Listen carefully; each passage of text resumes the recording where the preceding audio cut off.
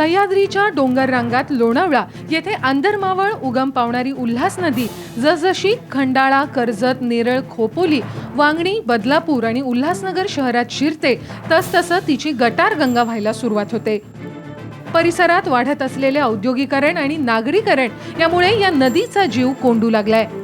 उद्योगातलं दूषित पाणी आणि नागरी वस्त्यांचं सांडपाणी विना प्रक्रिया थेट नदीमध्ये सोडलं जात असल्यानं उल्हास नदीला अवकळा आली आहे। औद्योगिक जो MIDC आहे बदलापूर, त्याचं ते महत्त्वाचं कारण आहे।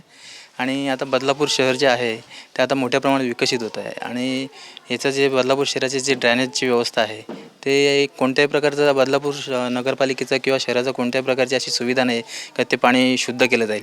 आणि असं शुद्ध न होता पाणी ते डायरेक्ट नदीमध्ये सोडलं जातं आणि हे जे पाणी नदीमध्ये सोडतात ते आता बदलापूरमध्ये जे धरण आहे, बॅरेज धरण, ते धरणाच्या जे खालचा जो भाग आहे तो पूर्ण नदीचा प्रदूषित झाला आहे।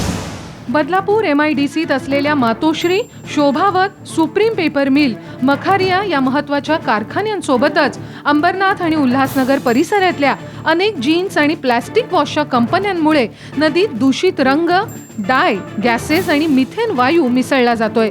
त्यामुळे तोंडली, मोहघर, कचकोली, कोळेवडखळ, जुवेली, कुळगाव अशा गावातल्या नागरिकांना आरोग्याच्या मोठ्या समस्येला सामोरं जावं लागतंय। ती भाजी आणि मासे, पहिले मासे म्हणजे नुसते असे आम्ही वरून सरळ टाकले तरी अगदी ते मासे खाऊशी वाटत होते आणि आत्ता जे मासे आहेत ना त्याच्या डोक्यामध्ये एकदम केमिकलचा वास, ते तर तुमच्यासारख्याला नाही दिसणार, पण आम्ही पहिले खाल्लेले आहेत आणि इकडच्या साईडचे जे खातो ते चांगले, पण त्या बाजूचे जर खाल्ले तर त्याच्या डोक्यामध्ये केमिकलचा वास।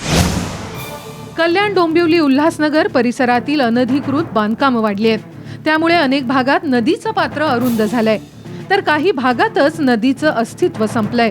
60-70 वर्षात 80,000हून अधिक अनधिकृत बांधकामं या ठिकाणी उभी राहिली आहेत। या गृहसंकुलांना अतिरिक्त पाणी पुरवठा करण्याचे प्रस्ताव विचाराधीन आहेत, पण त्यांचा सांडपाणी निचरा करण्याची कुठलीही व्यवस्था या महानगरांकडे नाही।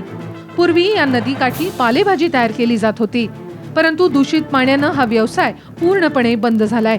शहरात अन्य मोलमजुरी करण्यापलीकडे इथल्या नागरिकांकडे पर्याय नाही।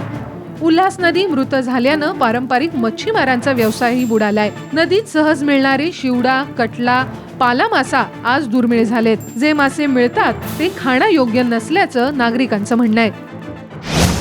पूर्वी ती एकदम स्वच्छ आणि साफ होती, आता MIDCचं किंवा बिल्डिंग झाल्यात त्यांचं दूषित पाणी सोडून ती खराब झालेली आहे। उद्योगातील रासायनिक सांडपाणी प्रक्रिया CETP केंद्रात प्रक्रिया करून नाल्यात सोडले पाहिजे, पण इथली यंत्रणाही बऱ्याच वेळा बंद असल्याचं स्थानिकांचं म्हणणं आहे। तर कल्याण, डोंबिवली महानगरपालिका वगळता एकाही स्थानिक स्वराज्य संस्थेकडे सांडपाणी निचरा करण्याची प्रक्रिया केंद्रच नाहीत। STP सीवरेज ट्रीटमेंट प्लांट उभारणंही आवश्यक असताना निधी अभावी ही कामं रखडली आहेत। कपड्याच्या पण कारखाने कलरचा पाणी येतो आणि केमिकल पाण्याच्या जीवावर काय मासे वगैरे मारून पोट वगैरे भरवत होते। आता सध्या काय मासे वगैरे बंद झालेत मारणे आणि काही लोक भातशेती वगैरे करायचे, भातशेतीला सुद्धा पाणी मिळत नाही, आता अशी परिस्थिती आहे। प्रशासन वेळीच सजग झाले नाही तर येत्या काही दिवसात इथली परिस्थिती अधिकच गंभीर होईल असं म्हटलं तर वावगं ठरणार नाही। कॅमेरामन कुमार टेंबरेसह उर्मिला देठे, सकाळ इन्व्हेस्टिगेशन टीम, बदलापूर, उल्हासनगर।